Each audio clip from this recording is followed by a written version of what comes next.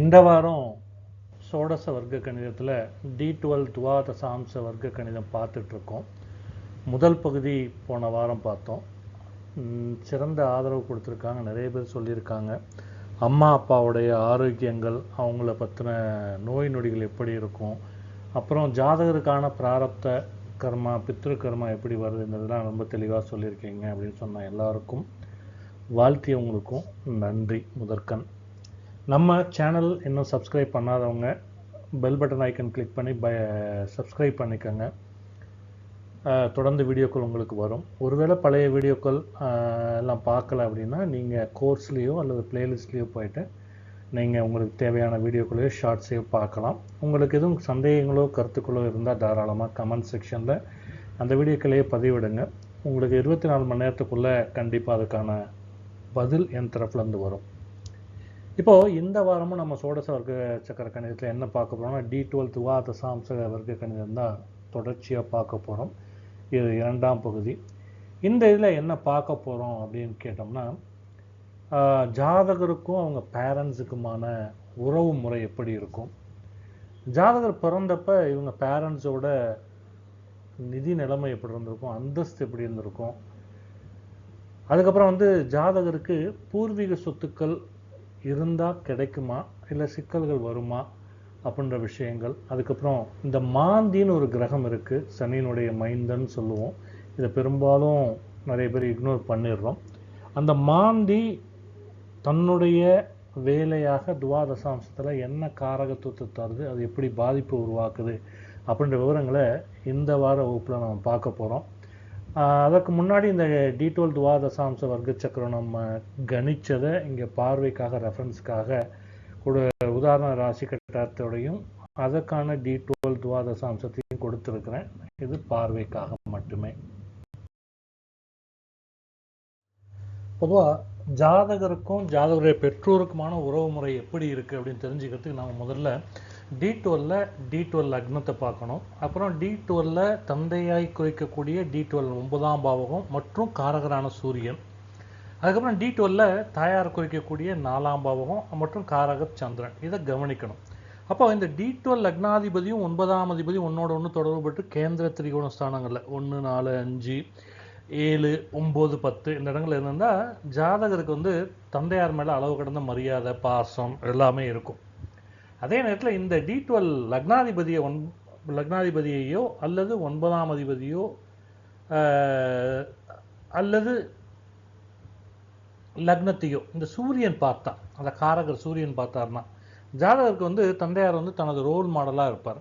அவர் தான் ஆதர்ஷ நாயகன், அந்த மாதிரி இருப்பார்.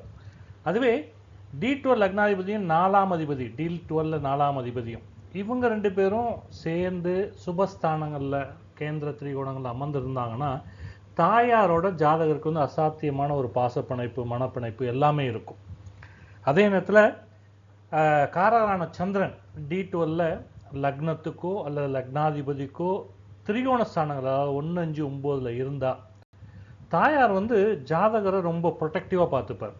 அதாவது எந்த ஒரு விஷயத்துலையுமே அவங்களுக்குள்ள ஒரு கவசம் மாதிரி வச்சு பார்த்துப்பாங்க. இந்த அமைப்பு தாயாருக்கு அந்த ஜாதகர் மேலே அதீத பாசம் இருக்கும். இன்ஃபேக்ட் பொசசிவ்னஸ் கூட சொல்லலாம், அந்த அளவுக்கு இருக்கும்.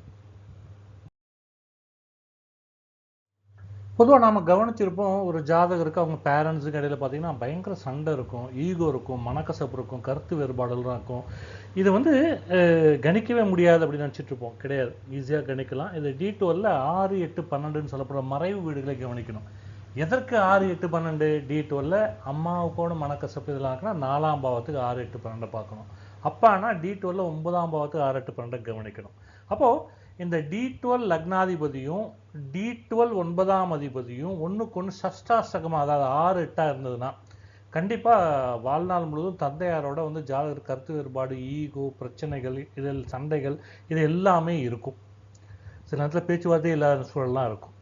அதே போல் காரகரான சூரியன், இந்த தந்தைக்கு காரகரான சூரியன் D12 9ஆம் வீட்டில் சனியோ அல்லது ராகுவோ அமர்ந்து அந்த D12 லக்னத்தை பார்க்கிட்டா, அப்போ தந்தைக்கு ஆதிக்க மனப்பான்மை, அப்புறம் கண்டிச்சு ரொம்ப ஸ்ட்ரிக்டாக டாமினேட்டிங் அண்ட் ஸ்ட்ரிக்ட் ஃபாதராக இருந்திருப்பார்.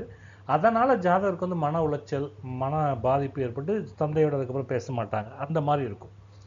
இதுவே இந்த 9ஆம் அதிபதியும் லக்னாதிபதியும் D12ல செவ்வாயினுடைய பார்வையில் இருந்ததுன்னா 2 பேருக்கு இடையில அடிக்கடி சண்டை வரும், விவாதங்கள் வரும், ஆர்கியூமெண்ட்ஸ் அதிகமாக இருக்கும்.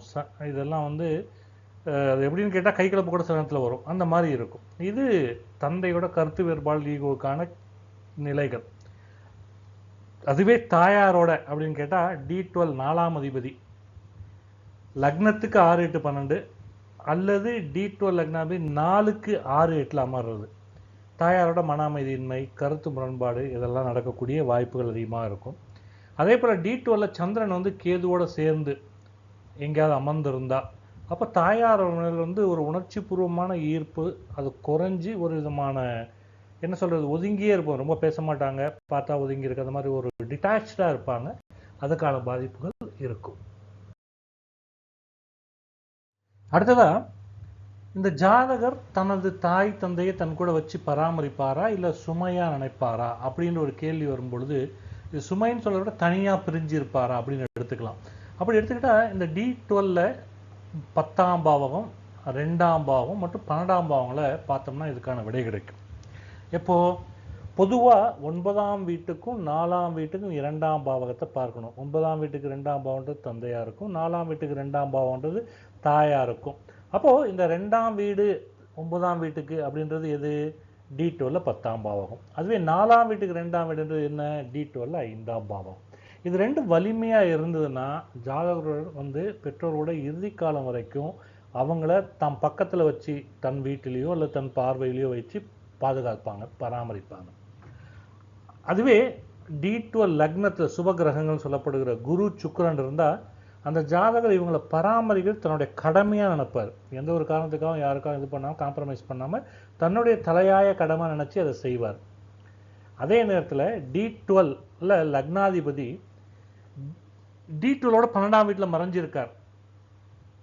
அப்படி மறைஞ்சிருக்க சமயத்தில் 9ஆம் வீடோ அல்லது 4ஆம் வீடோ D12ல அதனோட அதிபதிகள் அவங்க சுபரா இல்லாமல் அசுபராவோ இல்லை பாவத்துவம் அடைஞ்சிருந்தாலோ, வேலை காரணமாகவோ தொழில் காரணமாகவோ அல்லது திருமணமானதுக்கப்புறம் நிர்பந்தம் காரணமாகவோ பெற்றோரை பிரிஞ்சு அந்த ஜாதகம் வெளிநாட்டிலையோ வெளி ஊர்லேயோ வாழ்ந்துட்டு பேரண்ட்ஸை கவனிக்க முடியாத ஒரு சூழலை கொடுக்கும். அதே நேரத்தில் D12ல 4ஆம் வீடு அல்லது 9ஆம் வீட்டில் வந்து ராகுவோ அல்லது கேதுவோ அமர்ந்திருக்கிறார். அந்த சமயத்தில் D12 லக்னாதிபதி பலகீனமாக இருக்கிறார், அந்த வலிமை குறைஞ்சிருக்கிறார். அப்படின்னா ஜாதகருக்கு மனசில் விருப்பம் இருக்கும், அவங்கள பராமரிக்கணும், தன் கூட வச்சுக்கணும் அப்படின்லாம். ஆனால் சூழ்நிலை சந்தர்ப்பங்கள் ஒத்தே வராது. அதனால் அவங்க பேரண்ட்ஸை கவனிக்க முடியாத மனவேதனைகள் இருக்கும். அந்த மாதிரி ஒரு நிலையில் தன் பேரண்ட்ஸை வந்து அவர் பார்த்துக்க முடியாத சூழல் உருவாகும். இப்போது இதுவரைக்கும் சொன்ன காரக கிரகங்கள் பாவக ரீதியான பாவக அதிபதிகள் எங்கே இருக்காங்கிற பொசிஷனை தாண்டி அடுத்து மிக முக்கியமானது D12 நம்ம ஏற்கனவே பார்த்துருக்கோம். ஒவ்வொரு 2.5 பாகைக்கும் ஒரு தேவதை தன்னுடைய ஆதிக்கத்தை செலுத்துகிறாங்கன்னு சொல்லி பார்த்தோம். அப்போ அந்த தேவதையினுடைய பங்கு இதில் என்னவா இருக்க முடியும்? ஒருவேளை கணேசனாக இருந்தால் அந்த ஜாதகருக்கும் பெற்றோருக்கும் இடையே வந்து அந்யோன்யம் நல்லா இருக்கும், யாரும் குறுக்க வர மாட்டாங்க, ஒருத்தர் பக்கபலமாக இருப்பாங்க, அந்த மாதிரி இருப்பாங்க. ஒருவேளை அஸ்வினி குமாரர்கள் தேவதையாக இருந்தால் பெற்றோர் மீது ஜாதகருக்கு ரொம்ப பேரன்பு இருக்கும், அவங்க ஆரோக்கியத்தை ரொம்ப கவனமாக பார்த்துப்பார், நம்மளோட இம்பார்ட்டன்ஸ் அதுக்கு தான் அதிகமாக கொடுப்பார். அடுத்தது பார்த்தீங்கன்னா யமனாக இருந்தால் ஒருவேளை அந்த தேவதை அப்படின்னா அவங்க பேரண்ட்ஸோடைய கட்டுப்பாடு கடமை உணர்ச்சி இதெல்லாம் ரொம்ப அளவுக்கு அதிகமானதுனால ஜாதகர் அதை வெறுத்து போய் அவங்க மேலே இயல்பான ஒரு அன்போ நெகிழ்வோ இதெல்லாம் இல்லாமல் இருப்பார், பட்டும் படாமல் இருக்க வாய்ப்புகள் அதிகமாக இருக்கும். அதுவே தேவதை சர்ப்பனாக இருந்தால் பெற்றோருக்கும் ஜாதகருக்கு இடையில கடும் ஈகோகள், சந்தேகங்கள், ஏமாற்றங்கள், எதிர்பார்ப்பு வந்து ஒரு மாதிரி இருக்கும், அதுக்கு ஏற்றபடி இல்லாமல் நடந்துக்காதது, அப்புறம் அவங்க ஒருத்தருக்கு ஒருத்தர் வந்து பகைமை உணர்வு பாராட்டு, இதெல்லாம் நடக்கக்கூடிய வாய்ப்புகள் இருக்கும். பொதுவாக D1 அப்படின்னு சொல்லக்கூடிய ராசி சக்கரத்தில் வந்து 4ஆம் பாவம் 9ஆம் பாவம் தாயாரின் தந்தையாரையும் பற்றி பேசினாலும் அதை தாண்டி D12ல வந்து பார்த்தீங்கன்னா இந்த D12 லக்னாதிபதிக்கும் அதில் உள்ள 4ஆம் பாவம் 9ஆம் பாவத்துக்கும் அந்த அதிபதிக்கும் இடையமான தொடர்பு, அப்புறம் அந்த D12 தசாம்சத்தில் வந்து இருக்கக்கூடிய ஆளும் தேவதைகளுடைய தன்மைகள் அது எந்த அளவுக்கு ஒத்துழைப்பு கொடுக்குது இந்த தொடர்புகளோட, அதை வைத்து ஒரு ஜாதகருக்கும் அவங்க பேரண்ட்ஸ்க்கும் கூடிய உறவு முறை எப்படி இருக்குன்னு நம்ம தெளிவாக கண்டறிய முடியும். பொதுவாக ஒரு குழந்தை பிறந்தோடனே இம்மிடியேட்டாக பார்த்தீங்கன்னா அவங்க தாத்தா பாட்டியோ இல்லை நெருங்கிய உறவுல கேட்குற முதல் கேள்வி என்னவா இருக்கும், இந்த குழந்தை பிறந்துச்சு அவங்க அம்மா அப்பாவுக்கு என்னவா இருக்கும், ஆபத்து எதுவும் இருக்கா அந்த குழந்தையினால அப்படின்னு ஒரு கேள்வி கேட்பாங்க. பெரும்பாலும் அந்தந்த ஜாதகருடைய ஜாதகம் தான் அவங்கவுங்களுடைய வாழ்க்கை நிலையை தீர்மானிக்குது அப்படின்னு சொன்னாலும், அந்த ஜாதகர் பிறக்கிற நேரம் பெற்றோருடைய நிதி நிலைமை அந்தஸ்து என்னவா இருக்குன்ற கேள்விக்கு ஒரு ஜாதகருடைய ஜாதகத்தை வச்சு பதில் சொல்ல முடியும் அப்படின்ற தன்மை தான் நம்ம இப்போ பார்க்க போகிறது. இந்த D12 துவாத சாம்ச சக்கரத்தில் வந்து பார்த்தீங்கன்னா பெற்றோருடைய அந்தஸ்து எப்படி இருந்துச்சு ஜாதகர் பிறக்கும்போது, அவங்களுடைய கௌரவம் பாதிக்கப்பட்டிருந்துச்சா இல்லையா அப்படின்னு நிலைப்பாடுகளை கவனிக்கிறதுக்கு நம்ம சில பாவகங்களையும் காரகிரகங்களையும் கவனிக்கணும். தந்தையாரை பொறுத்த வரைக்கும் தந்தையை குறிக்கக்கூடிய லக்ன பாவகம் எது, D12 9ஆம் பாவகம். அவருடைய நிதி நிலைமை எது குறிக்கும், அந்த D12 9ஆம் பாவத்துக்கு 2ஆம் வீடு, அதாவது D12 10ஆம் பாவகம். அடுத்து தந்தையாருடைய அந்தஸ்தை குறிக்கக்கூடியது என்ன, D12 வந்து 9ஆம் பாவத்துக்கு 10ஆம் வீடு, கர்மஸ்தானம் சொல்லப்படுகிற 9ஆம் பாவத்துக்கு 10ஆம் வீடு. அப்போ அது என்ன, D12 6ஆம் பாவகம். இதை பார்க்கணும். அதே மாதிரி தாயாருக்கு அவருடைய லக்ன பாவமாக எதை பார்க்குறோம், D12 4ஆம் பாவகம். அவருடைய நிதி நிலைமை பார்க்க 4க்கு 2ன்னு சொல்லப்படுகிற D12 5ஆம் பாவகத்தை பார்க்கணும். இப்போ அந்தஸ்தை பார்க்கணும்னா 4க்கு 10ஆம் வீடு அப்படி சொல்லப்படுகிற D12 1ஆம் பாவம், அதாவது லக்னம் பாவத்தை பார்க்கணும். இந்த பாவகங்களை தான் நம்ம ஆராய்ந்து அவங்க எப்படி இருந்தாங்க பிறக்கும்போது அப்படின்னு சொல்ல முடியும். அப்போது 9க்கு 2 மற்றும் 11 வீடுகள் வந்து, அதாவது D12 10ம் 7ஆம் வீடும் சுப கிரகங்களால் பார்வை பெற்றோ அந்த சுப கிரகங்கள் அமர்ந்தோ இருந்தால், அதை எந்த சுப கிரகங்கள், குரு, சுக்கிரன், வளர்பிறை சந்திரன், புதன் இவங்க அமர்ந்திருந்து அந்த 9ஆம் அதிபதி வலிமையாக பாதிக்கப்படாமல் இருந்தால் ஜாதகர் பிறக்கும்போது தந்தையார் வந்து நல்ல வருமானத்தோட, நல்ல தொழிலில், இல்லை நல்ல வேலையில், அல்லது ஒரு தன வரவோடன் நல்ல தன யோகத்தோடு இருந்திருப்பார். இதுதான் ஜாதகர் பிறக்கும்போது தந்தையினுடைய நிலை. அதே நேரத்தில் அந்த D12 9 மற்றும் 10ஆம் அதிபதி, அதாவது தந்தையோட லக்னஸ்தானமும் தந்தையாருடைய தனஸ்தானமும் பரிவர்த்தனை பெற்றிருந்தா, அல்லது 2 பேரும் சேர்ந்து கேந்திர திரிகோண ஸ்தானங்களில் இருந்திருந்தா, 9க்கு கேந்திர திரிகோண ஸ்தானங்களில் இருந்தால் ஜாதகர் வந்து பார்ன் வித் சில்வர் ஸ்பூன் அப்படின்னு சொல்லப்படுகிற பணக்கார குடும்பத்தில் பிறந்திருக்காருன்னு அர்த்தம். தந்தையார் வழி அந்தஸ்து நிதி நிலைமை பார்த்தாச்சு. அடுத்தது தாயார்.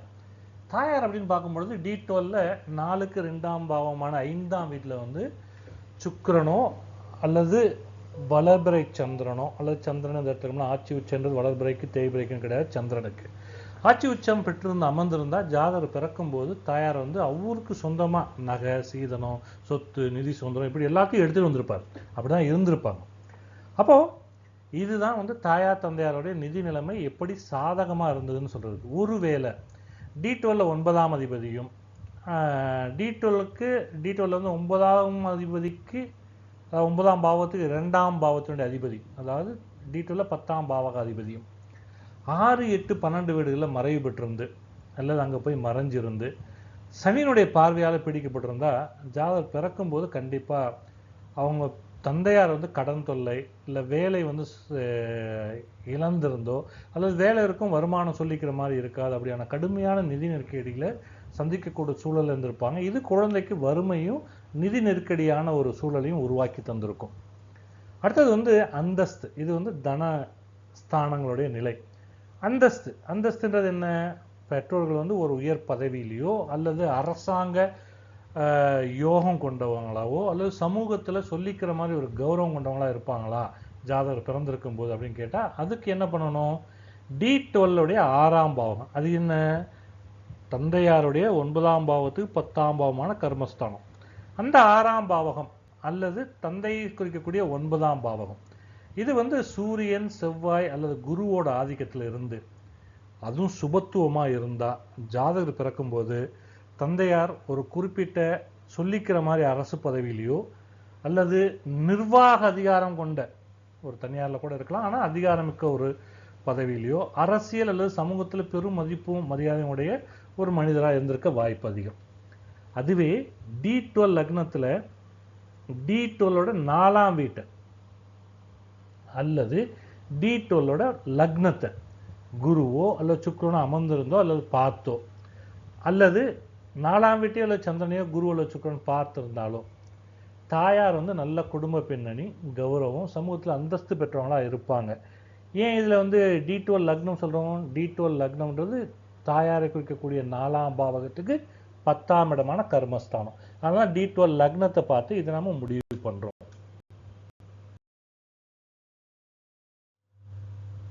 இந்த மாதிரி ஒரு நல்ல ஒரு தன நிலைமை அந்தஸ்தில் பெற்றோர்கள் இருக்கும்போது ஜாதகத்துக்கு அவங்களுடைய அந்தஸ்து குறைவாகிறதுக்கோ அல்லது களங்கம் ஏற்படுறதுக்கோ ஏதாவது கிரக அமைப்பு இருக்கானா கண்டிப்பாக உண்டு. D12 9ஆம் வீட்லையோ இல்லை 4ஆம் வீட்லையோ ராகு கேதுக்கள் அமரக்கூடாது. அப்படி அமர்ந்து 9க்கு 10ஆம் இடமான 6ஆம் இடத்தையோ 4க்கு 10ஆம் இடமான D12 லக்னமோ பாவமாகி பாவத்துவம் அதிகமாகி ஜாதகர் பிறக்கிற நேரத்தில் இருந்தால் ஜாதகர் அது வரைக்கும் நல்லா இருந்தாங்க, குழந்தை பிறந்த நேரம் அவங்களுக்கு நிதி நிலைமைகள் எல்லாம் மோசமாக போயிடுச்சு, அவங்களுக்கு கெட்ட பேர் வந்தது அப்படின்னு சொல்லி ஒரு பெயர் வரலாம். அவங்க வந்து ரொம்ப எளிமையான சூழலில் அவப்பேர்களோட வாழ்ந்திருக்க சூழல் வரலாம். அப்போ குழந்தை பிறந்த யோகம் பொதுவாக எப்படி இருக்க வாய்ப்பு? அப்போ D12 லக்னாதிபதி D12ஓட 9ஆம் வீட்டில் அமர்ந்திருக்கணும், அல்லது D12 10ஆம் வீட்டில் அமர்ந்திருந்தா ஜாதகர் பிறந்த நொடியிலிருந்து தந்தையாருக்கு வந்து தொழில் எதிர்பாராத முன்னேற்றமும் அதில் நிதி வருமானங்கள் எல்லாம் நல்ல யோககரமாகவும் அவருக்கு யோகமான காலம் தொடங்கியதாகவும் அர்த்தமாகும். அதுவே D12 லக்னாதிபதி D12 4ஆம் வீட்டிலேயோ அல்லது 4ஆம் வீட்டுக்கு 2ஆம் பாவமான 5ஆம் வீட்டிலேயோ அமர்ந்திருந்தா ஜாதகர் பிறந்ததுக்கு அப்புறம் அவங்க தாயாருக்கு சொத்து சேர்க்கை, ஆரோக்கிய மேம்பாடு, நிதி வருமானங்கள் இதெல்லாம் கையாளக்கூடிய நிலைமை, பணப்புழக்கங்கள் இதெல்லாம் நல்லாவே வச்சிருப்பாங்க. அப்படி ஒரு நிலை உருவாகி இருக்கும். இதுவே இந்த D12 லக்னாதிபதி 9ஆம் பாவகத்துக்கு 8ஆம் வீடு, அது என்ன? D12 4ஆம் பாவகம், அதாவது தாயாருக்கு இருக்கக்கூடிய பாவகம். அல்லது 4ஆம் பாவகத்துக்கு 8ஆம் வீடு, அது என்ன? D12 11ஆம் பாவகம். இந்த இடத்துல போய் மறைஞ்சிட்டா, மறையிறது மட்டும் இல்லை, அது அசுபத்தன்மையோடு இருந்துட்டா ஜாதகர் பிறந்த பிறகு பெற்றோருக்கு கொஞ்ச நாள்லயே பார்த்தீங்கன்னா தொழில் சரிவுகள், ஆபத்துகள், உடல் ரீதியான பாதிப்புகள், கண்டங்கள் இதெல்லாம் உருவாகிறதுக்கு வாய்ப்புகள் உண்டாகும். ஒருவேளை இந்த காரக பாவங்களோ அல்லது காரக கிரகங்களோ இந்த ஆளும் தேவதைகளுடைய ஆதிக்கத்துக்கு உட்பட்டாங்கன்னா என்ன மாதிரி பாதிப்புகளை அது கொடுக்கும் அப்படின்றது தான் இப்போ நாம் பார்க்க போகிறோம். ஒருவேளை அந்த தேவதை கணேசனாக இருந்தால் சொல்லிக்கிற மாதிரி சவால்கள் இருக்கும், அதை எதிர்கொள்ளக்கூடிய திறனும் அதில் வந்து படிப்படியாக முன்னேறக்கூடிய சுப நிலைமையும் அவர் தருவார். அஸ்வினி குமாரர்கள தேவதை ஆதிக்கத்தில் இருந்தால் பெற்றோர்கள் வந்து சிறந்த நிதி யோகத்திலையும் ஆரோக்கியத்திலையும் சமூக அந்தஸ்திலையும் இருப்பாங்க. ஒருவேளை யமன் தேவதையோட ஆதிக்கத்தில் இருந்தால் கடுமையான உழைப்பு, போராட்டம், கடன் இதுங்களுக்கு மத்தியில் பேரண்ட்ஸ் வாழ்வாங்க. ஜாதகரும் அந்த நிலைமைக்கு ஏற்ப தானும் பாதிப்புக்கு உள்ளாவார். சர்ப்ப தேவதைக்கு ஆளுமைக்கு உட்பட்ட பெற்றோர் வந்து நிதி நெருக்கடி, எதிர்பார்த்து ஏமாந்து போடுறது, சமுதாயத்தில் வந்து சிக்கல்களை சந்திக்கிறது, அவப்பேர் அடைகிறது, இந்த மாதிரிலாம் அடைந்து அதன் மூலமாக ஜாதகருக்கும் அந்த பாதிப்பை கடத்துவாங்க. இதுதான் வந்து அந்த ஆளும் தேவதைகள் ஆதிக்க நிலையை பொறுத்து வரக்கூடிய சவால்களாக இருக்கும். ஒரு ஜாதகர் பிறக்கும்போது என்னதான் நம்ம அவங்க பெற்றோர் வாழ்க்கை சூழல் இருந்தாங்க அப்படின்னு சொல்றதுக்கு ராசி சக்கரத்தை சுட்டி காட்டினாலும் ராசி சக்கரம் தெளிவாக சொல்லாது. நம்ம ராசி சக்கரத்தில் மிஞ்சி போனால் என்ன பண்ணுவோம்? 4ஆம் பாவத்தையும் 9ஆம் பாவத்தை மட்டும் வச்சு அதில் பவத் பாவம் வேணா பார்த்து சொல்லுவோம். ஆனால் அந்த பவத் பாவங்களை விட D12 துவாதசாம்ச சக்கரத்தில் உள்ள பவத் பாவக முறை தான் மிக தெளிவாக நம்மளுக்கு துல்லியமான பலனை கொடுக்கும். இதில் D12 லக்னாதிபதியோட தொடர்பை அதோட பொருத்தி பார்க்கணும். பொருத்தி பார்த்தா இதுக்கான விடை எளிதாக கிடைக்கும். அடுத்ததாக நம்ம பார்க்க இருக்கிறது ஜாதகருக்கு பூர்வீக சொத்துக்கள் ஒருவேளை இருந்தால் அந்த சொத்துக்கள் அவருக்கு சுலபமாக வந்தடையுமா, இல்லை சிக்கல்களை கொண்டு வந்து சேர்க்குமா, வழக்குகள் எதுவும் சந்திக்க வேண்டியிருக்குமா, இந்த மாதிரி நிலைகளை ஆராய முடியும் D12 துவாதசாம்ச சக்கரத்தை வச்சு. ஒருவேளை ஜாதகருக்கு பூர்வீக சொத்து பற்றி கேள்விகள் இருந்தாலும் D12 துவாதசாம்ச சக்கரத்தை பார்த்தா நாம் அதுக்கான பதிலை சொல்லணும். அப்போ D12 எந்த பாவகத்தை பார்க்கணும்? D12 2ஆம் பாவகம். இது வந்து ஜாதகருக்கு பூர்வீக தனம், குடும்ப சொத்து, பரம்பரை வளம் இருக்குதா இல்லையான்றதை முதல்ல குறிகாட்டும். 4ஆம் பாவம் அவருக்கு அசையா சொத்துக்கள் இருந்ததா, நிலங்களா, வீடுகளா, தோட்டங்களா இது இருந்ததான்னு காட்டும். 6ஆம் பாவம் அந்த சொத்து மேலே வழக்குகள், வில்லங்கங்கள், கடன்கள், பங்காளி பகை, பங்காளியோட உரிமைகள் இதெல்லாம் இருக்கா அப்படின்றத குறிகாட்டும். 8ஆம் பாவகம் உயில் மூலமா வரக்கூடிய சொத்துக்கள், எதிர்பாராம கிடைக்கக்கூடிய பரம்பரை சொத்துக்கள், அதுல வந்து இன்சூரன்ஸும் அடங்கும். பரம்பரை சொத்தோடு சேர்த்து பரம்பரை சச்சரவுகளையும் ஜாதகர் எதிர்நோக்க நேரிடும். அடுத்தது வந்து 9ஆம் பாவம் தந்தை வழி பூர்வீக பாக்கியம், தர்ம சொத்துக்கள், இது எல்லாமே அவருக்கு ஜாதகர் கிடைக்கக்கூடிய இதை சுட்டி காட்டக்கூடிய பாவங்கள். இதுக்கு முக்கியமான காரக கிரகங்கள் எதுவாக இருக்க முடியும்? கண்டிப்பா செவ்வாய். ஏன்னா பூமிக்காரகன், நிலம், கட்டிடம், மனை சொத்துக்களுக்கும். சூரியன் தந்தை வழியில் வரக்கூடிய பூர்வீக சொத்துக்கள், அரசு பதிவுகள் மூலமா வரக்கூடியது, இது எல்லாத்தையும் குறிக்காட்டும். அரசு பதிவுல என்ன? பட்டா, லேண்டு, ரிஜிஸ்ட்ரேஷன் பண்ணது, இந்த மாதிரி விஷயங்கள். அதுக்கப்புறம் வந்து குரு. குரு வந்து முன்னோர்கள் பெரியோர்கள் சேர்த்த நியாயமான சொத்துக்கள், அது அவங்க எழுதின உயில் சாசனங்கள் மூலமா வரக்கூடிய சொத்துக்கள், இதுக்கெல்லாம் காரகிரகமா இருப்பாங்க. ஸோ இந்த பூர்வீக சொத்து ஜாதகருக்கு தடையில்லாமல் கிடைக்கிறதுக்கு எந்த மாதிரி யோகா அமைப்பு இருக்கும் அப்படின்னா, D12 லக்னாதிபதி, 2ஆம் அதிபதி, 4ஆம் அதிபதி, அப்புறம் 9ஆம் அதிபதி, இவங்க 4 வந்து D12 கேந்திர திரிகோண ஸ்தானங்கள்ல ஒருத்தருக்கு ஒருத்தர் சேர்ந்திருக்கலாம், பரிவர்த்தனை பெற்றிருக்கலாம், பார்வை இருக்கலாம். 1, 4, 5, 7, 9, 10. அப்போ இந்த 4, 9 பாவங்களோட தொடர்போட இது இருந்ததுன்னா, சுப தொடர்போட ஜாதகருக்கு பூர்வீக சொத்துக்கள் இருக்கும் பட்சத்தில் கண்டிப்பாக முழுமையாக அவருக்கு வந்து சேரும். அதே மாதிரி D12 2 மற்றும் 4ஆம் வீடுகள்ல குரு, சுக்கிரன், அப்புறம் வளர்பிறை சந்திரன் இவங்கெல்லாம் அமர்ந்திருந்து D12 லக்னத்தை பார்த்தாங்கன்னா, அது வந்து ஜாதகருக்கு முன்னோருடைய நிலம், வீடுகள், இது மூலமா நிதி ஆதாயமாவோ, நிதி வருமானங்களாகவோ, மாதாந்திர வருமானங்கள் அல்லது நிதி பலன், அந்த மூலமா வருமான பலன், ஆதாய பலன், இது எல்லாத்தையும் கொடுப்பாங்க. அதே மாதிரி பூமிக்காரனான செவ்வாய் சுப கிரகமாகி சுபத்துவம் இருந்து D12 சக்கரத்துல ஆட்சியோ உச்சமோ பெற்று எந்த பாதிப்பும் இருக்கக்கூடாது. அசுப கிரகனுடைய பார்வையோ அசுப கிரக தொடர்போ கொஞ்சம் இருக்கக்கூடாது. இல்லாம 4ஆம் வீடு அல்லது 9ஆம் வீடோட தொடர்பு கொண்டா ஜாதகருக்கு தாய் தந்தையார் வகையில பூர்வ வீடுகள் அல்லது விவசாய நிலங்கள் தடையின்றி கிடைக்கும். அப்போ வழக்குகள் இருந்தா, வழக்குகளில் மாட்டக்கூடிய நிலை இருந்தா எப்படி இருக்கும்? அதாவது லிட்டிகேஷன் டிஸ்பியூட்ஸ் எப்படி வரும் அப்படின்னு கேட்டீங்கன்னா, இந்த D12 4ஆம் அதிபதியும் 9ஆம் அதிபதியும் 6ஆம் வீட்டில் போய் மறைஞ்சிருந்தாலோ அல்லது 6ஆம் அதிபதியோடு சேர்ந்து அமர்ந்திருந்தாலோ பூர்வீக சொத்து நிச்சயம் நீதிமன்ற வழக்குக்கோ வில்லங்களுக்கோ போய் மாட்டி அங்க பிரச்சனையை கொடுக்கும். இந்த 6ஆம் இடம்ன்றது 4க்கு 6, 9க்கு 6 பார்க்கணும். அடுத்து வந்து D12 4 அல்லது 6ஆம் வீட்டில் செவ்வாயும் ராகுவும் சேர்ந்து, 4ஆம் வீட்டில் அல்லது 6ஆம் வீட்டில் செவ்வாயும் ராகுவும் சேர்ந்து அங்காரக தோஷத்தை கொடுத்துருந்தாங்கன்னா, பூர்வீக சொத்தால சகோதரருக்கும் பங்காளிக்கும் இடையில கடுமையான சண்டைகள், பிரச்சனைகள், கோர்ட் வரைக்கும் போறது, சில நேரத்தில் வெட்டுக்குத்துகள் நடக்கிறது, இது எல்லாத்தையும் கொடுக்கக்கூடிய நிலையை உருவாக்கும் இந்த தோஷ அமைப்பு. அதே வேளையில 8ஆம் பாவக தொடர்பு, இந்த 6ஆம் பாவம் நார்மலா சொத்து வழக்குகளையும் கோர்ட்டு பிரச்சனையை மட்டும் குறிக்கும், எதிரிகளையும் குறிக்கும். ஆனா 8ஆம் பாவம் என்ன? ஏமாறுறது, சொத்து கை நழுவி போறது, இதை கொடுக்கும். இதுல வந்து D12 2 அல்லது 4ஆம் அதிபதி 8ஆம் வீட்டில் போய் மறைகிறாங்க அப்படின்னா, பூர்வீக சொத்துக்கள், சில பேர் வந்து போலி ஆவணங்கள் மூலமா சொத்தை இழக்கிறது, அப்புறம் உயில் மாற்றங்கள் மூலமா சொத்து கை கிடைக்காம போறது, இது எல்லாமே இருக்கும். இதுல ஃபேக் டாக்குமெண்ட்ஸும் அடங்கும். அது ஃபேக்குன்னு ஜாதகம் நிரூபிக்க ஆதாரம் இல்லாமல் போகும். அடுத்தது D12 9ஆம் வீடு, தந்தை வழி சொத்துக்கள் சனியினாலேயோ ராகுனாலேயோ பாதிக்கப்பட்ட 9ஆம் வீடு, தந்தை சேர்த்த சொத்துக்கள் கடனுக்காகவோ அல்லது அரசாங்க பிரச்சனைகளிலோ அல்லது இன்னொருத்தவங்களை உத்தரவாதம் கொடுத்த வகையிலேயோ முடங்கி போயிடும், ஜாதகருக்கு பயன் இல்லாம போயிடும். அடுத்ததா இந்த காரக கிரகங்கள் பாவகங்கள் வந்து ஆளும் தேவதைகளுடைய அந்த 2.5 பாகைக்கு ஒரு தேவதை இருக்கு இல்லையா, அந்த தேவனுடைய ஆதிக்கத்துக்கு உட்பட்டா என்ன மாதிரி பலன்கள் மாறுபடும்? ஒருவேளை கணேசனாக இருந்தால் ஆரம்பத்தில் கொஞ்சம் தடை வரும், கிடைக்காத மாதிரி ஒரு எண்ணங்கள்லாம் கூட இருக்கும். ஆனால் இறுதியில் சொத்துக்கள் தடை இல்லாமல் ஜாதகர்கிட்ட வந்து சேரும். அஸ்வினி குமார்கள் தேவதையாக இருந்தால் தடையின்றி எளிதாக சொத்துக்கள் கிடைக்கும். அந்த சொத்தால் ஜாதகருக்கு புரோஜனம் இருக்கும், அவர் வாழ்க்கை முறை நல்லா மாறும், யோகங்கள் உண்டாகும். யமன் தேவதையாக இருந்தால் இந்த சொத்துக்களுக்காக கடுமையான போராட்டங்களையும் சட்ட ரீதியான போர்களையும் செய்ய வேண்டியிருக்கும்.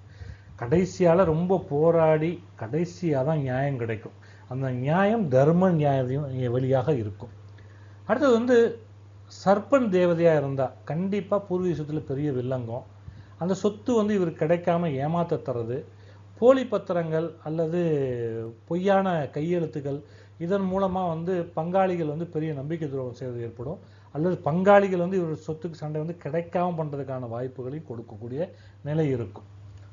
இங்கே எகைன் நம்ம சொல்ல வர்றது வந்து D1ல் என்னதான் 4ஆம் பாவம் சுகஸ்தானம் நன்றாக இருப்பது போல தோன்றினாலும் D12ஓட துவாதசாம்ச சக்கரத்தில் 4 மற்றும் 9ஆம் அதிபதிகள் அதுக்கு 6, 8, 12 போய் மறையாமல் மறைவீடுகள் இல்லாமல் அல்லது சர்ப்பன் யம பகையில் அமராமல் இருந்தால் அந்த முன்னோர் சொத்துக்கள் எளிதில் கையில் வரும் அப்படின்னு நிலையை வரும். அதனால் இந்த D12 வச்சு இந்த மாதிரி அமைப்புகளை முன்கூட்டி அறிஞ்சு அதற்கு ஏற்ப செயல்படுறது தான் புத்திசாலித்தனம். அடுத்ததா மிக முக்கியமான ஒரு கிரகம் மாந்தி, சனியின் மைந்தன் சொல்லப்படுகிற இந்த மாந்தி. இந்த மாந்தி D12 தசாம்ச சக்கர துவாதசாம்ச சக்கரத்தில் எந்த வீட்டில் அமர்றாங்களோ அந்த வீட்டுக்குரிய காரக கிரகம், அந்த பாவகம் வந்து பெற்றோர் வழியில் என்ன அம்சமோ அந்த பெற்றோர் வழியில் என்ன கர்ம கணக்கோ இது எல்லாத்தையும் ஜாதக கணக்கில் ஏற்றும். ஏன்னா அவங்ககிட்ட பாதிப்பை உருவாக்கி ஜாதக அமைப்பில் அதை வைக்கும். அப்போது முன்னோர்கள் செய்த விடுபட்ட காரியங்கள் தவறுகள் இது ஜாதகருக்கு கடத்தப்படுதுன்றது குறிகாட்டும். பரம்பரை வழியில் ஒரு ரகசியமான விஷயங்களாக இருக்கலாம், அது வந்து மனக்கவலை தரக்கூடியதாக இருக்கலாம், அல்லது ஆரோக்கிய குறைபாடுகளை தரக்கூடிய விஷயமா இருக்கலாம், அதை குறிகாட்டும். அப்புறம் ஒரு குறிப்பிட்ட பாவகத்தில் நல்ல பலன்கள் கிடைக்கிறத வந்து கெடுக்காமல் பண்ணுறது, கிடைக்காம பண்ணுறது, கெடுக்கிறது, தாமதப்படுத்துறது, இது எல்லாத்தையுமே மாந்தி செய்யும். அதனால தான் இந்த மாந்தியை வந்து நம்ம எந்த இடத்துல அது உட்கார்ந்துருக்கு D12 துவாதசாம்ச வர்க்க சக்கரத்தில் அதை பார்த்து ஜாதகருக்கு எந்த மாதிரி பாதிப்புகள் வரும் அப்படின்றத சொல்ல தெரியணும். ஒருவேளை லக்னத்திலேயே மாந்தி இருந்தால் ஜாதகர் வந்து இயல்பாகவே வந்து முன்னோரோட கர்ம சமயம் அதிகமாக இருக்கும். ஏன்னு கேட்டால் இந்த லக்னம் வந்து அப்படின்றது என்ன குறிக்கிறதுனா ஜாதகர் செய்யாமல் விட்ட அல்லது ஏதாவது குறைபாடு அல்லது ஏதோ ஒரு மன உளைச்சல் இருந்தால் அது வந்து ஜாதகருக்கு கடத்தப்படும். அது வந்து ஜாதகர் வந்து கண்டிப்பாக அதனுடைய தாக்கத்தை அனுபவிப்பார். அப்போ ஜாதகருக்கு ஆன்மீகத்தில் ஈடுபாடு இருந்தாலும் அவருக்கு மன அமைதி கிடைக்கிறதுல அவ்வளோ தடைகள் வரும். அப்போது எந்த ஒரு விஷயத்திலும் தடைகளை இவர் தந்துக்கிட்டே இருப்பார். அடுத்து 2ஆம் வீட்டில் D12 பூர்வீக சொத்துக்கள் குடும்பத்தை குறிக்கக்கூடிய இந்த வீட்டில் மாந்தி இருந்தால் முன்னோர்கள் சேர்த்து வச்ச பூர்வீக சொத்துலேயோ அல்லது அவங்க சேர்த்து வச்சிருக்க தன நிதியிலேயோ பெரிய இழப்பீடுகள் அல்லது வில்லங்கங்களை சந்திக்க நேரிடும். பெற்றோர் வழியில் தவறான வார்த்தை பயன்படுத்தப்பட்டதுனால அவங்க வந்து பெற்றோர் சொல்லியிருக்கலாம் யாரை பார்த்தாது, அல்லது இவங்களுக்கும் பெற்றோர் நடக்க ஏதோ ஒரு வகையில் அவங்க தவறான வார்த்தை பயன்பாட்டால் அந்த குடும்பத்தோட அமைதி கெடும். அடுத்து 3ஆம் பாவகத்தில் சகோதரஸ்தானம் வீரியஸ்தானம் சொல்லப்படுற இந்த இடத்துல மாந்தி இருந்தால் தந்தையாரோட கூட பிறந்தவங்க, அது அத்தை முறையாக இருக்கலாம் அல்லது சித்தப்பாவாக இருக்கலாம், அவங்க வழியில் சொத்து பிணக்குகள் மனக்கசப்புகள் எல்லாம் தோணும். அது இல்லாமல் ஜாதகருக்கு பெற்றோரை காப்பாற்றுவதில்லை, பெற்றோரை வந்து பராமரிக்கிறதில்ல சில தடங்கல்கள் தயக்கங்கள் இதெல்லாம் வந்து இது எல்லாத்தையும் வந்து மாந்தி குறிகாட்டும். ஒருவேளை தாயாரை குறிக்கக்கூடிய சுகஸ்தானத்தை குறிக்கக்கூடிய அசையா சொத்துக்களை குறிக்கக்கூடிய 4ஆம் பாவத்தில் மாந்தி இருந்தால் கண்டிப்பாக தாயாருக்கு ஒரு நீண்ட கால ஆரோக்கிய குறைபாடு இருக்கும். அதாவது கிரானிக் டிசீஸ் சொல்கிறோம் இல்லையா, அந்த மாதிரி இருக்கும். மன உளைச்சல் இருக்கும், மன நிம்மதி இருக்காது. அதே நேரத்தில் முன்னோரோட அசையா சொத்துக்கள் வீடு நிலம் இதெல்லாம் வந்து வம்பு வழக்கில் மாற்றுறது அல்லது கை நழுவி போகிறது இதெல்லாம் நடக்கக்கூடிய வாய்ப்புகள் உண்டு. 5ஆம் பாவகம் என்னது பூர்வ புண்ணியம் குலதெய்வத்தெல்லாம் குறிக்கக்கூடிய இந்த 5ஆம் பாவத்தில் மாந்தி இருந்தால் கண்டிப்பாக முன்னோர்கள் குலதெய்வ வழிபாட்டை மறந்துருக்காங்க அல்லது அந்த குலதெய்வ கோயில் சார்ந்த கர்ம தடைகள் அவங்கள போய் கோயில் சொத்துக்கள் சம்மந்தப்பட்டோ அல்லது கோயில் சார்ந்தோ கர்ம தடைகள் வெளிப்படும். இதனால் ஜாதகருடைய பூர்வ புண்ணிய பலம் குறைந்து அவங்களுக்கு சுப காரியங்கள் நடக்கிறத தடைகள் வரும். அதனால் தெய்வ வழிபாடுகளில் கவனம் சிதறும். இதை ஒருமுகப்படுத்த குலதெய்வ வழிபாட்டை தான் கடைபிடிக்கணும்.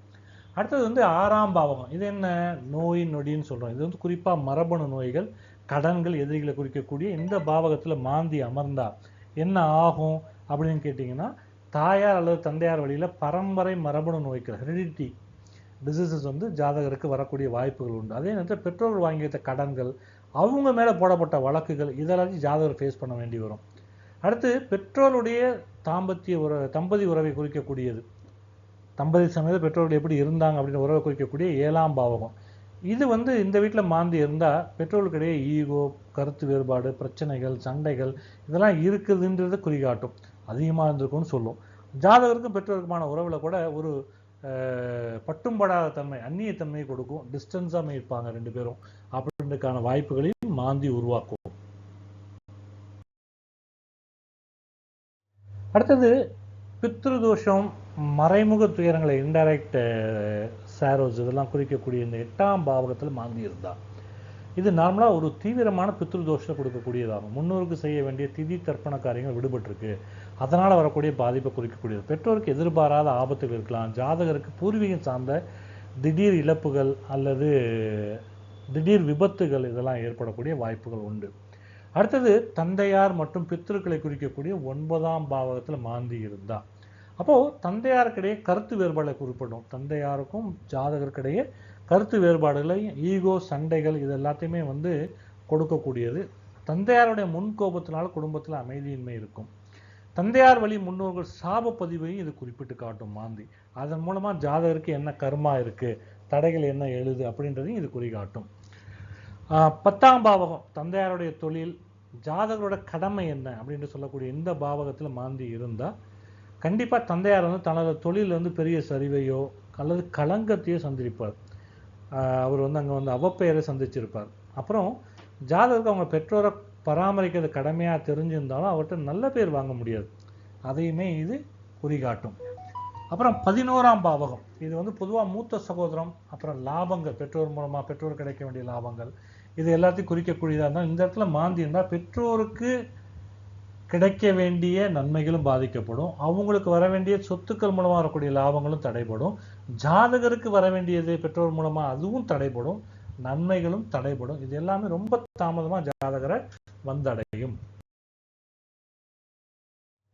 அடுத்ததாக நார்மலாக வந்து மோட்சம் மற்றும் செலவுகளை குறிகாட்டக்கூடிய இந்த 12ஆம் பாவகத்தில் D12க்கு தான் பேசிகிட்டு இருக்கோம். யாரும் D1 12ஆம் பாவத்தை எடுத்துக்கக்கூடாது. இந்த இடத்துல வந்து மாந்தி இருந்ததுன்னா அதாவது முன்னோர்கள் ஒரு குறிப்பிட்ட இது வேண்டி இருப்பாங்க, தெய்வ கோவில்லையோ இதுலையோ ஏதோ நிமித்தம் வேண்டி இருப்பாங்க, பரிகாரம் செய்ய நினச்சிருப்பாங்க, அந்த பரிகாரங்களை செய்யாமல் விட்டுட்டாங்க அப்படின்றது குறிகாட்டும். அப்புறம் இந்த பெற்றோரோட பராமரிப்புக்காக அதிக மருத்துவ செலவுகள் செய்ய நேரிடும். கடைசி காலத்தில் அந்த பெற்றோருக்கு மன நிம்மதி, மன அமைதி இதெல்லாம் கிடைக்காம இருக்கக்கூடிய சூழலை குறிகாட்டும். பொதுவாக இந்த மாந்தி தனித்து இருக்கும்போது இந்த மாதிரி இது கொடுத்தாலும் அது ஒரு சில கிரகங்களோட சேரும்போது இன்னும் கூடுதலான கர்ம கடன்களை ஜாதகருக்கு சேர்த்து கொடுக்கும். சூரியனோட இருக்கும்போது தந்தையார் வழி பித்ரு தோஷம், தந்தையாருக்கு ஆரோக்கிய குறைவையும், சந்திரனோட இருக்கும்போது தாயார் வழி பித்ரு தோஷத்தையும், தாயாருக்கு மன அழுத்தங்கள், தாயாருக்கு நோய்கள் எதையும், செவ்வாயோட சேரும்போது பூர்வீக சொத்து வழியாக வழக்குகள், சகோதரர்கள் வழியாக பகைகள், பங்காளிகள் பகைகள் இதெல்லாத்தையும் கொடுக்கும். புதன்கிட்ட சேரும்போது தாய்மாமன் வழி பிணக்குகள், தாய்மாமனுக்கு குடும்பத்தில் பிரச்சனை, அப்புறம் முன்னோர் வழி பொய் சாட்சி சொன்னாங்க, முன்னோர் வழியில் யாருடைய கல்வி திறமை தடையாக இருந்திருக்காங்க, வித்யா தோஷத்தை கொடுக்கறது அப்படின்ற விஷயங்களை கொடுக்கும். இந்த முன்னோர் வழி பொய் சாட்சினால அந்த ஒரு பர்சன் பாதிக்கப்பட்டிருப்பாங்க. அப்போ அந்த பாதிக்கப்பட்டதுடைய சாபமாவோ அல்லது மன வருத்தங்களோ ஜாதகர் கர்மாவாக முடியும். அதே மாதிரி குருவோடு சேர்ந்திருக்கும் போது முன்னோர்கள், மூத்தோர்கள், பெரியோர்களோட சாபமாக இருக்கலாம். கோவில் சார்ந்த, அது குலதெய்வ சார்ந்த கர்ம தோஷமாகவும் இருக்கலாம். அதுவே சுக்கிரனோட மாந்தி சேர்ந்து இருக்கும் பட்சத்தில் முன்னோர்களில் ஸ்திரீ சாபம், அதாவது அந்த பெண்ணுக்கு அநீதி இழைக்கப்பட்ட வகையில் அந்த பெண் சாபம் கொடுக்கறது, அப்புறம் தாயாருக்கு சீதன இழப்புகள் உண்டாகிறது, இது எல்லாத்தையும் குறிகாட்டும். அதுவே சனியாக இருந்தால் முன்னோர் வழியில் ஏழையாக இருந்திருப்பாங்க. ஒரு சில ஏழைகளுக்கு அவங்க பண்ண கொடுக்க வேண்டிய அல்லது தர வேண்டிய அல்லது பாக்கியாக இருக்க வேண்டிய விஷயங்களை தராமல் விட்டுருப்பாங்க, அதுவாகவோ அல்லது தாங்கிட்ட இருந்த வேலையாளர்களுக்கு இவங்க துரோகம் பண்ணியிருப்பாங்க. அந்த துரோகம் அது வந்து நிதியாக இருக்கலாம் அல்லது நேரடியாகவும் இருக்கலாம், துரோகங்கள் செஞ்சுருப்பாங்க. அப்புறம் அதி தீவிர கர்மக்கடன் இது எல்லாத்தையுமே இது உணர்த்தும். அது இல்லாமல் மாந்தி ராகு அல்லது கேதுவோடு இருந்தால் நாகதோஷத்தையும் பித்ரு தோஷத்தையும் கொடுக்கும். கண்டறிய முடியாத நோய்களையும் ஜாதகருக்கு கொண்டு வந்து சேர்க்கும். ஸோ இதுதான் வந்து இந்த மாந்தி தனிப்பட்டு இருந்தாலோ அல்லது மாந்தி சேரும் போது ஒரு கிரகங்களோட என்ன மாதிரி பாதிப்புகளை கொடுக்குன்றதுக்கான இது. அப்போ இதுக்கு நிவர்த்தி கிடையாதா, பரிகாரம் கிடையாதா அப்படின்னு ஒரு கேள்வி ஆட்டோமேட்டிக்காக வரும். பொதுவாக D12 மாந்தி வந்து 4, 8, 9ஆம் வீடுகள் இருந்தால் ராமேஸ்வரம், திருப்புல்லானி, தில தர்ப்பணபுரி இந்த மாதிரி இடங்களுக்குலாம் போய் திலகோமம், காசிக்கும் போகலாம் போகிறவங்க திலஹோமம் பித்ரு தர்ப்பணம் செய்கிறது அவசியம். கூடுமான வரைக்கும் அமாவாசை பித்ருக்களுக்கு எள்ளு தண்ணீர் இறைக்கிறதுன்னு சொல்லுவாங்க. நீர் எள்ளு தெளித்து வழிபாடு செஞ்சு வந்தால் அது போருமானது. இந்த பரிகாரம் போருமானது. அதே நேரத்தில் சனிக்கிழமைகளில் சிவனுக்கு ருத்ராபிஷேகம் செய்கிறது. இந்த குளிகன் மாந்திக்கு உரிய நேரத்தில், அந்த குளிகை நேரத்தில் சிவபெருமானை வணங்குறது, இது எல்லாமே செய்யலாம். அப்புறம் ஆதரவற்ற முதியோர்களுக்கு அன்னதானம், அவங்களுக்கு தேவைப்படுற மருத்துவ உதவிகளை செய்கிறது, இது எல்லாமே மாந்தி தோஷத்துக்கான நிவர்த்தியையும் பரிகாரத்தையும் தரும்.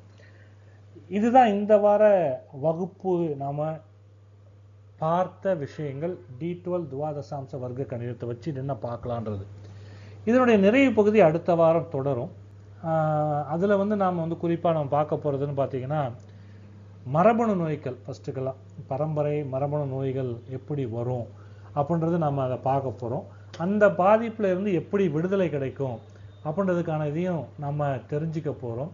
அதே மாதிரி ஒரு சில விஷயங்கள் இதில் விடுபட்டது, இது எல்லாமே நாம் அதோட பார்க்க போகிறோம். இது அடுத்த வாரம் நாம் சந்திப்போம். அதுவரை நன்றி, வணக்கம்.